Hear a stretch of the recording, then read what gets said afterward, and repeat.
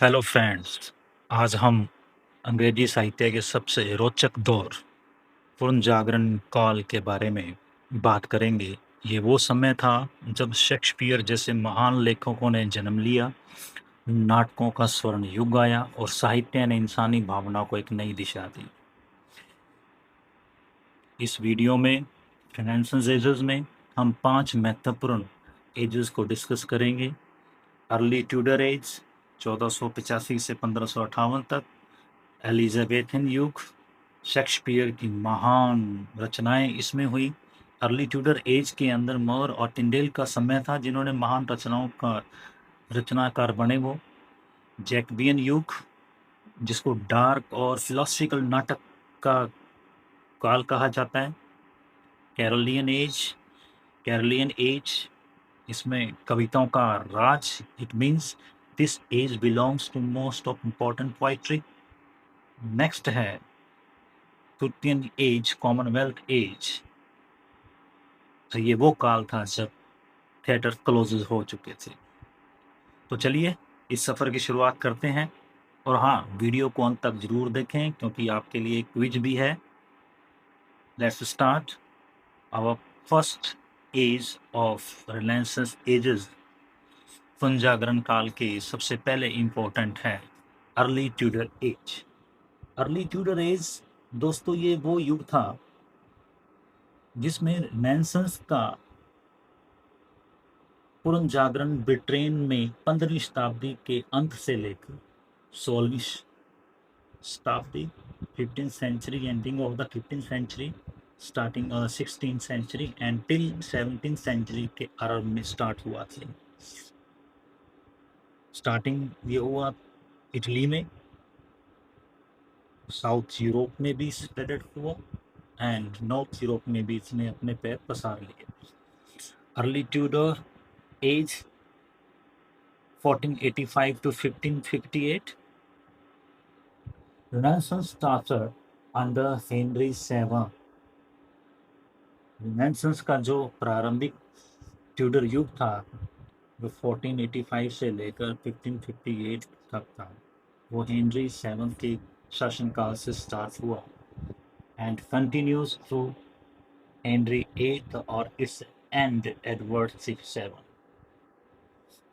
Edward six के काल में ये अर्ली ट्यूडर एज रहा।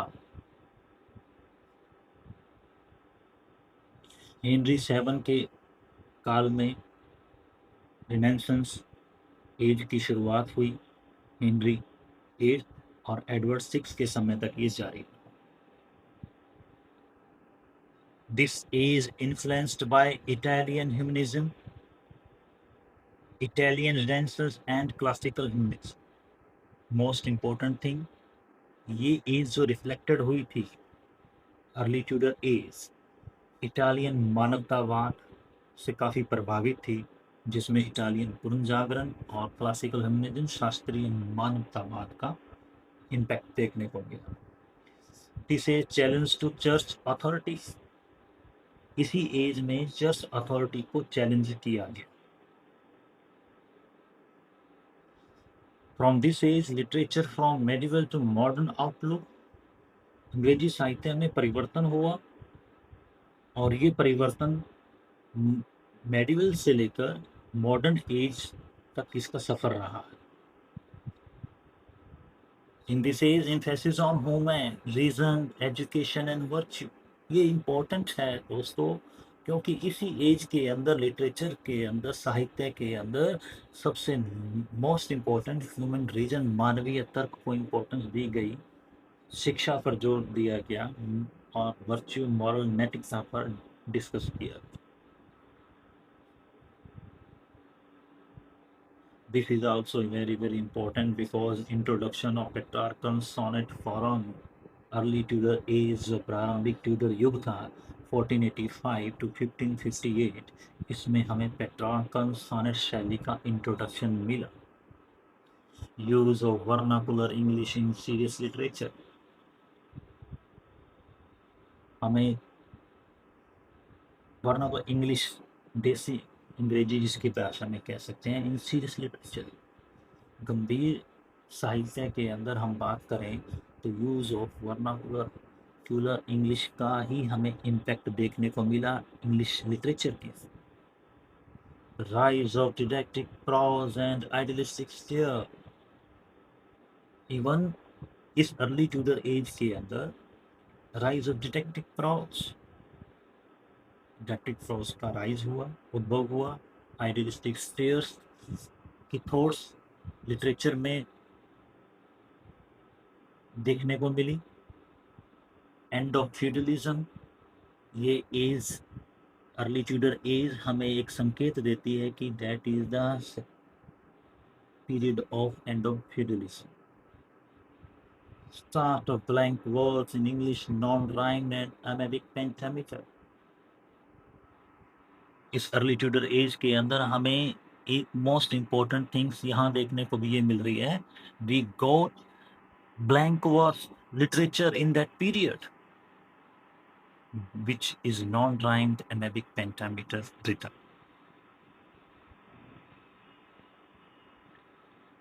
Translate of Latin and Italian works into English. During that period, a lot of works of Latin and Italian transferred into English language. Literature used to spot moral, political, and religious ideals. In that period, अंग्रेजी साहित्य की बात करें, English literature की बात करें तो उसके मेन थीम्स में जो इम्पोर्टेंस दी गई मॉरल, नैतिकता को, पॉलिटिकल, राजनीतिक थीम रही, और रिलीजियस आइडियल, धार्मिक आदर्शों को लेकर लिटरेचर का क्रिएशन किया गया। तो हम बात कर रहे हैं अर्ली ट्यूडर एज का, जिसमें वेरी वेरी इंपॉर्टेंट फैक्ट्स यहाँ मैंने डिस्कस किए हैं। अब अर्ली ट्यूडर एज, प्रारंभिक ट्यूडर जो युग था 1485 और 1558, कुछ और इम्पोर्टेंट फैक्ट्स हैं। Now we are going to discuss also strong moral tone. Literature के अंदर हम देखें तो लेखन जो राइटिंग थी, writing of didactic and philosophical, हम बात करें तो जो राइटिंग थी लिखी गई, लिटरेचर का क्रिएशन हुआ इस युग के अंदर, वो बेस्ड था मॉरल टोन के ऊपर। स्ट्रॉन्ग मॉरल, बिल्कुल नैतिक टोन, नैतिकता पर बात करेगी। The writers of that period wrote in lot of based on morality, didactic and philosophical, शिक्षाप्रद और दार्शनिक विषय जैसे महत्वपूर्ण टॉपिक्स को इंक्लूड किया गया। Religious and social reformist writing in prose, prose writing लिखी गई। The lot of writers written in prose matter, their themes were religious and social reformist, धार्मिक और सामाजिक सुधारवादी तथ्यों को लेकर, फैक्ट्स को लेकर उन्होंने अपनी रचनाएं करी। This is also most important beginnings of secular themes and personal expressions.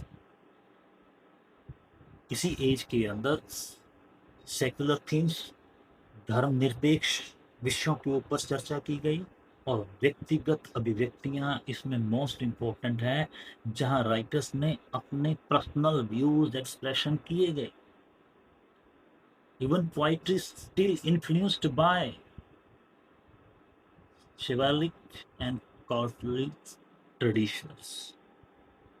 यहाँ जो पोइट्री थी वो काफ़ी बहादुरी वाले विषयों के ऊपर, कोर्टली ट्रेडिशन, कोर्ट की परंपराओं के ऊपर पोइट्री के विषय थे। राजे महाराजाओं को देख, उस काल के शासनकर्ताओं के ऊपर इम्पोर्टेंस, उनकी उपलब्धियों के ऊपर पोइट्री का रचना हुआ। First renaissance feminist writers in England, sir Thomas More. अगर हम बात करें इंग्लैंड के पहले पूर्ण जागरण मानवतावादी लेखक की बात करें तो उनसे सबसे पहला नाम आता है sir Thomas More. Influences of figures like, यहाँ के जो राइटर्स थे वो काफ़ी उनके ऊपर इम्पैक्ट पड़ा। पेट्रॉर्क, सिसरो, प्लेटो।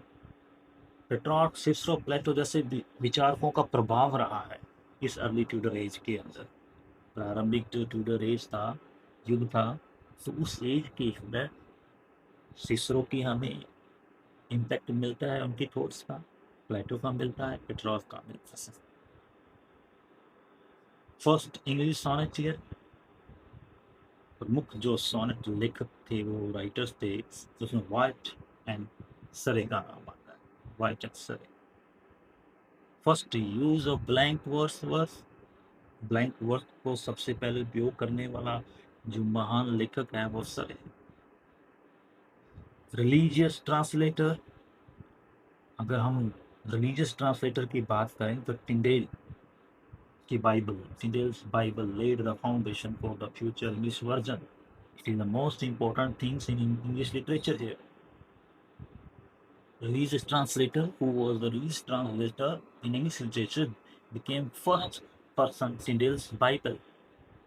तो टिंडेल की बाइबल थी जिसने फाउंडेशंस क्रिएट किया for future English words.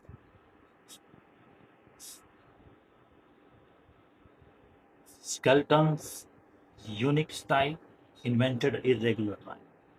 Skeleton writer ने उसका एक यूनिक स्टाइल अपनी राइटिंग में उसकी देखने को मिलता है, और उसकी मोस्टली जो राइटिंग लिखी गई है इन्वेंटेड इरेगुलर राइम को उसने पिकअप किया एंड रिदम स्कीम, जैसे स्केल्टोनिक्स के नाम से भी है। It is invented about in writings of skeletons. Focus on classical revival, moral and social reform. The basically themes of the writings in that period, तो वहाँ उस समय के काल के अंदर जो सबसे इम्पोर्टेंट फोकस किया गया क्लासिकल रिवाइवल के ऊपर, this was the main theme, morality के ऊपर, and social reformer. Literary forms जो यूज की जाती थी उनकी राइटिंग्स में, court poetry, mostly poetry was written on the basis of court themes. Translations, translations साहित्य के अंदर परिवर्तन है, जो इटालियंस और आपके ट्रांसलेट किया इंग्लिश के अंदर। अर्ली प्रोज राइटिंग भी वहाँ स्टार्ट हुई थी। तो in this period we can say that it has a great impact on English literature. It was the base of Renaissance age here. Notable authors. Now we are going to discuss about who were the most important authors and their works early Tudor age during that period. Now discuss Sir Thomas More, जिन्होंने utopia 1516 में लिखी, based on political steer, राजनीतिक व्यंग के ऊपर थी, ideal society and first English pros that was utopia. 1516 के अंदर ये लिखी गई थी। सर थॉमस मोर की हम इस चीज़ के युग के अंदर की इम्पोर्टेंट थिंग्स बात करें, it was first English pros utopia based on political stir, ideal society. Henry Howard Surrey, who introduced blank verse in An Age in Virgil, Aeneid में ब्लैक वर्स का उपयोग किया, first use of blank verse in English poetry.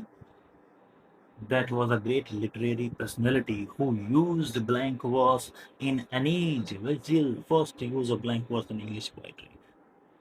इस युग की ये then है जिसमें महान साहित्यकार हेनरी हावर्ड ने ब्लैंक वर्स अपने most important English literature book के अंदर, एनीड के अंदर ही इसको इंट्रोड्यूस किया। अनदर सर थॉमस वाइट, जिन्होंने इंट्रोड्यूस किया Italian sonnet, Petrarchan sonnet and translations. Italian sonnet, Petrarchan sonnet का इंट्रोड्यूस करने वाले जो महान लेखक बने थे वो सर थॉमस वाइट थे। अनदर विलियम स्टेंडेल, who translate of Bible first printed New Testament in English. Bible का अंग्रेजी में अनुवाद करने वाले प्रथम, that it was the first translations in English language. Roger Sam, The schoolmaster in 1570, humanistic educator, एक मानवतावादी शिक्षक के रूप में उन्होंने that great work represented by Roger Ascham promoted classical learning and moral education, whose theme was in that literary work, classical learning and moral education. Another, हम बात करें Stephen Hughes, The Pastime of Pleasure, allegorical works influenced by medieval romance and early mystic ideas. Another main author or notable author of that period, Stephen Hawes, The Past, written by him, The Pastime of Pleasure, allegorical work influenced by medieval romance, मध्यकालीन युग के romance से ये प्रभावित थी और early humanistic ideas इसमें represent किए गए. Another John Skelton, whose writings were Speak Parrot, Calling Cloud, medieval and Renaissance poetic traditions use satirical Skeltonic verses.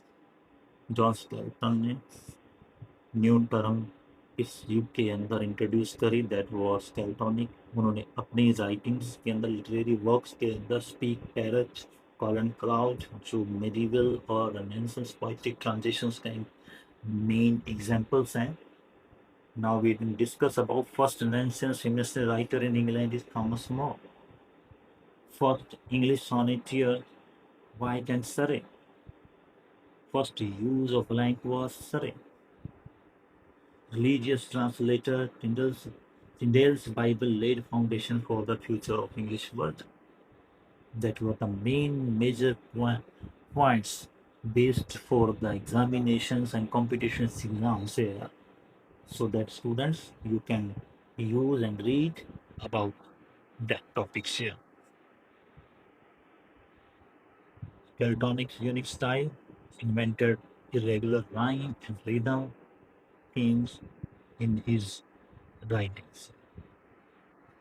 Another age of the Renaissance is most important, which was called as a golden age of Renaissance. आज हम discuss कर रहे हैं Elizabethan युग के इनकी महान रचनाएं और उस दौरान क्या क्या डिस्कस किया गया है, वो सब चीज़ें हम आज डिस्कस कर रहे हैं एलिजाबेथन युग के बारे में. एलिजाबेथन एज 1558 से 1603 तक रही थी.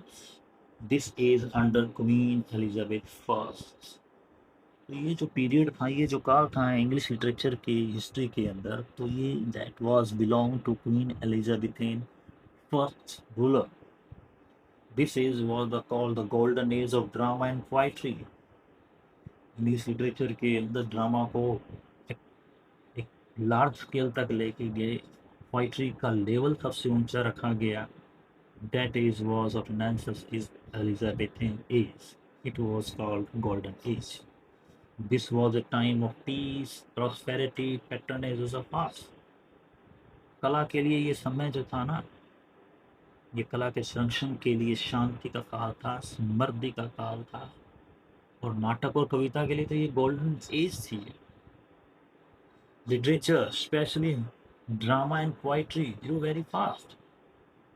The golden age of drama and poetry. साहित्य के अंदर सबसे इम्पोर्टेंट थिंग्स अगर हम देखें इंग्लिश लिटरेचर के अंदर, for drama and poetry that was belong to mostly important and most important writers who wrote great literary works. तो मानवतावाद, राष्ट्रवाद और नाटक का ये उद्भव का था. It was the peak of English inventions ideals. तो ये वो काल था जहाँ पर रेनेसांस विचारिक जो व्याकरण जागरण जो विचार थे वो अपने हाईएस्ट पीक पोजीशन पे थे. ह्यूमनिज्म, मानवतावाद, रीजन, तर्क थे, इंडिविजुअलिज्म, व्यक्तिगत अभिव्यक्तियां थी, पर्सनल एक्सप्रेशन थी ऑफ द राइटर्स. या rise of feminism and nationalism and drama. मानवतावाद राष्ट्र और नाटक का उदय, ये सबसे इम्पोर्टेंट काल था इसका। Colour next, blank verse, romantic allegory, and lyrical poetry.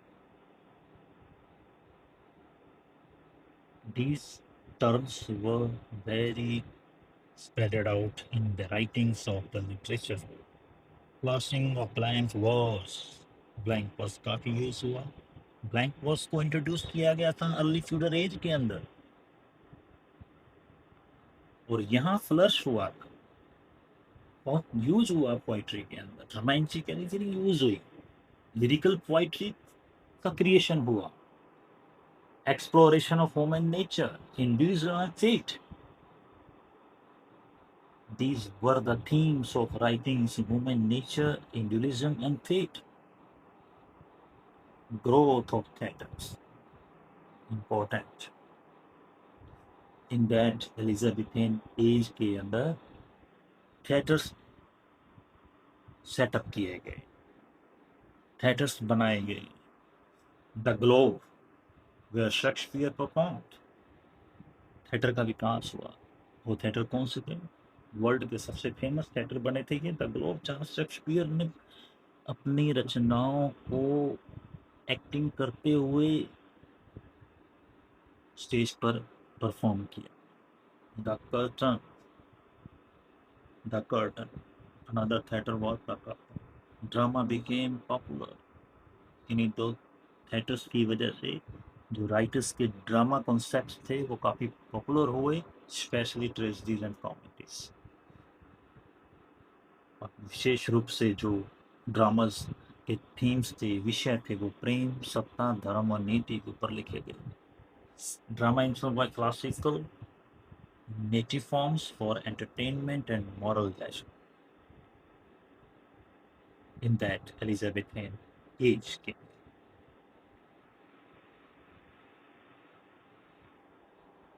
development of pastoral, allegorical and Catholic poetry. इस एज के अंदर Elizabethan most important age of Renaissance ages है, विकास हुआ पेस्टल पोइट्री का, एलिगोरिकल पोइट्री का और courtly poetry. Use of blank verse unrhymed iambic pentameter. जो अनराइम्ड इमेबिक पेंटामीटर की बात करें तो वो अर्ली ट्यूडर एज के अंदर हमें देखने को मिलती है, जिसका सबसे पहले यूज किया गया था सरे के द्वारा। महान रचनाएं उसने अपने लिखनी शुरू करी थी। ये सब चीज़ें हमें अर्ली ट्यूडर से ये ट्रांसफ़र होते हुए एलिजाबेथ के एज के अंदर इसका काफ़ी यूज़ होने लगा ब्लैंक वर्स का, जो अनराइम्ड एमेबिक पेंटामीटर रहेंगे। लिटरेचर थीम्स इंक्लूडेड, और उस दौरान एलिजाबेथ एज के अंदर जो लिटरेचर की थीम्स थी, belongs to love and beauty, प्रेम और सुंदरता के ऊपर रचनाएं होने लगी। Power and politics, religion and faith, that was another theme, power, politics, religion and faith, patriotism and nature. Writers began focus important giving on human emotions and individualism. उस समय जो राइटर्स थे उनकी रचनाओं का जो फोकस था वो ह्यूमन इमोशंस में ट्रांसलेट हुआ। इंडिविजुअलिज्म, पर्सनल एक्सप्रेशंस को इम्पोर्टेंस दी गई। Printing press help spread books and idea quickly, और प्रिंटिंग प्रेस ने इस चीज़ को बहुत ज़्यादा स्प्रेड आउट किया। की लिटरेरी डिवाइसेस यूज ने एलिजाबेथन ब्लैंक वर्स, जो लिटरेरी टर्म्स यूज करी गई थी एलिजाबेथन युग के अंदर, इस एज के अंदर, मोस्टली वो blank verse, solitude, fun, allusion, imagery, these were the main literary terms used by the different writers, authors in their great works. Now we are going to discuss about, हम बात करें तो इस काल के, इस युग के जो मोस्ट इम्पोर्टेंट राइटर्स थे, एलिजाबेथन युग के मेन राइटर्स कौन से हुए, उनकी कौन कौन सी रचनाएं थीं, Now we are going to discuss about famous writers and their works of Elizabethan age. चलिए, लेट्स सी विलियम शेक्सपियर। तो सबसे पहला नाम आता है विलियम शेक्सपियर का, जिन्होंने Hamlet, Romeo and Juliet, Macbeth, sonnets, master of drama and sonnet deep psychological insight. That was the great literary personality of that period, who wrote many things in every topic. Hamlet, Romeo and Juliet, sonnets, near about 154. Master of drama, the topics of sonnet deep psychological insight is taken by William Shakespeare. Another, that great personality of literary in that period, Christopher Marlowe. Christopher Marlowe, the great literary work, Dr. Faustus, Chamberlain, known for heroic tragedy. Christopher Marlowe was famous by the writing of his themes, heroic tragedy, and overarching factors that were the basic important things of his writings. Another, Edmund Spenser, The Fairy Queen. It was an epic allegory combining mythology and patriotism. Edmund Spenser की जो the fairy queen थी, उसमें दो विषयों के बारे में, दो थीम्स को उस बेस के ऊपर बनाकर अपनी रचनाएं एडमंड स्पेंसर ने रचना करी, इसकी कंबाइनिंग मैथोलॉजी और पेट्रियटिज्म को मिलाकर।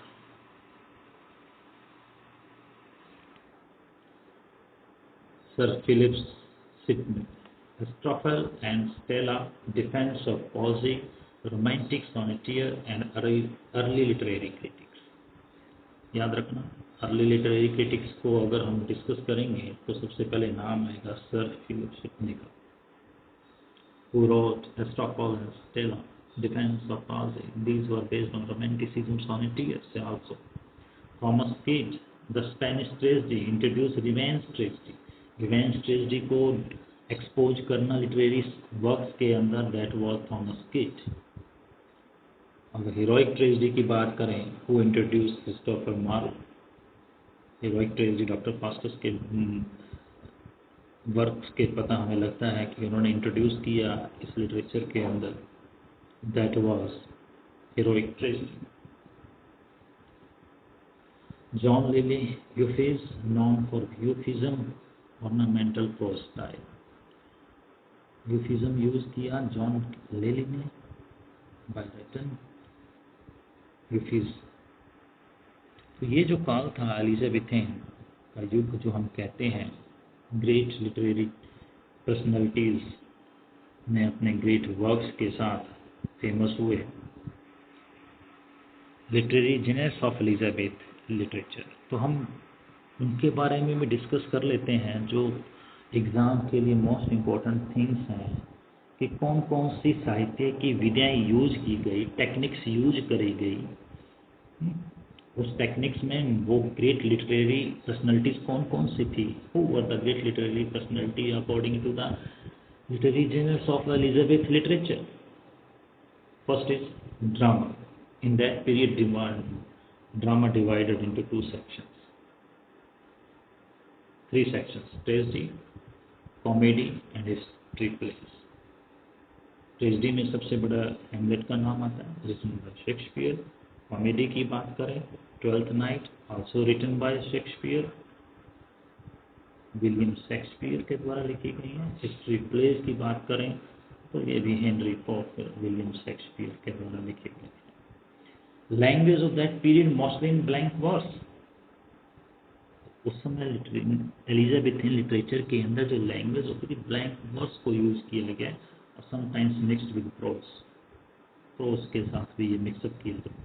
इन poetry section, rise of the English sonnet, 49 lyric poem. In Elizabethan age के अंदर अभी तक जो सोनेट हम पढ़ते जा रहे थे, वो पेट्रार्का और Italian sonnet in the age of early Tudor age के अंदर हमने देखा कि इसको इंट्रोड्यूस किया गया था। लेकिन यहाँ जो इंग्लिश सोनेट हुई थी वो 14 लाइन्स की सोनेट्स को इंट्रोड्यूस किया गया। Use of allegory, symbolic story telling, allegory का बहुत यूज हुआ behind the theme of symbolic story telling and pastel themes. Rural life को एक्सपोज किया गया, पेस्टल थीम्स पोइट्री के अंदर रखी गई।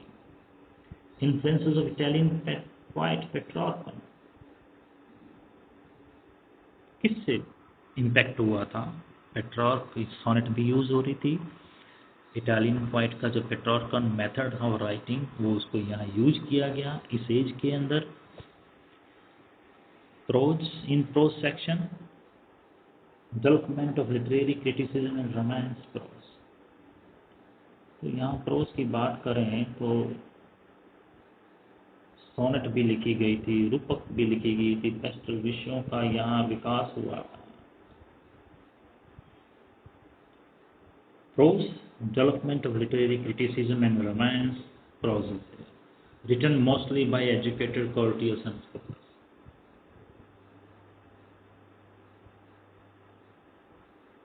गद्य जो लिखा गया था वो मिश्रित था।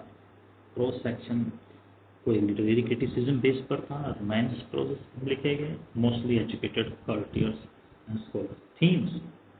Themes of the literary works in that period, the nature of power and kingship. Mostly the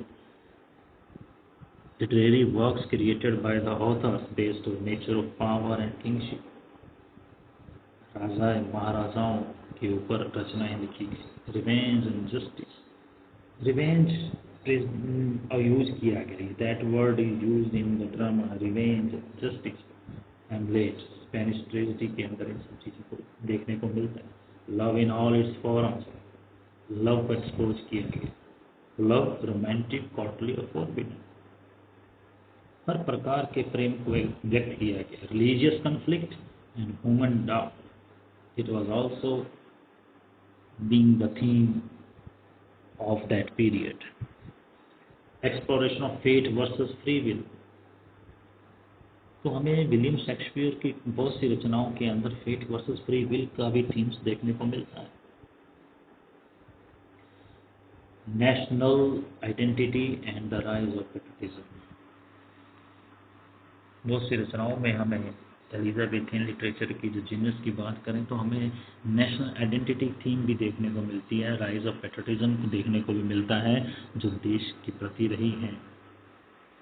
literary genius of एलिजाबेथियन literature, अब इसमें थिएटर्स की बात करें तो जीनियस की बात कर रहे थे, कौन कौन सी टर्म्स ऐसी थी, साहित्य की कौन सी टेक्निक्स यूज करी गई थी, तो भी हमने डिस्कस किया है। अब हम डिस्कस कर रहे हैं थिएटर्स के अंदर देखें फेमस थिएटर्स। फेमस जो थिएटर्स थे वो the Globe, the Curtain, the रोज।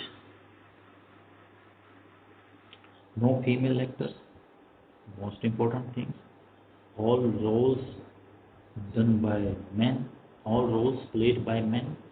जितने भी थिएटर्स में रोल्स होते थे ड्रामास के, सारे के सारे मैन के द्वारा। There were no roles of females in that theatres. Audience including both novels and common names. हम बात करें एलिजाबेथियन थिएटर के अंदर महिलाओं एक्टर्स की एब्सेंस ही थी। All roles played by the men. सभी men इसको रोल्स को प्ले करते थे, even the roles of female. Audience जो थी वो मिली जुली थी। Performance was public entertainment plus moral instruction. The basic things of that theatres, giving moral educations to the public and also entertainment of the public. Period जो था वो एलिजाबेथियन के शासनकाल का था, 1558 से 1603 के बीच में। In English literature, it was a great source of literary works here. Most popular literary form drama. तो इस एज के अंदर हम बात करें ड्रामा का काल गोल्डन एज कहा जाता है। Play rights William Shakespeare. और मोस्ट इम्पोर्टेंट राइटर की बात करें और दिस इज द पहला नाम जो आएगा राइटर का, ग्रेट लिटरेरी पर्सनैलिटी का, that is William Shakespeare. First great tragedy Doctor Faustus bye mark. अगर महान ट्रेजेडी की बात करें तो वो रचना हमारे सामने आती है डॉक्टर फास्टस क्रिस्टोफर मार्लोवे के द्वारा लिखी गई। पॉपुलर पोएम की बात करें फेरी क्वींस स्पेंसर के द्वारा लिखी गई, Edmund Spenser. Blank was introduced by Surrey but perfected by Marlowe and Shakespeare. Surrey ने इसको ब्लैंक वर्स को हमें इंट्रोड्यूस किया अर्ली ट्यूडर एज के अंदर, लेकिन mostly in works literary works के अंदर सबसे ज़्यादा इसको यूज किया गया वो मार्लो और शेक्सपियर ने इस चीज़ को यूज किया। सोनेट सीक्वेंस, सोनेट्स का सीक्वेंस हमें स्टॉफल एंड स्टेला सिडनी के द्वारा एक्सपोज किया गया लिटरेचर के अंदर। सोनेट सीक्वेंस क्या होना चाहिए, कैसा है, that told by Sidney in his writing Astrophel and Stella.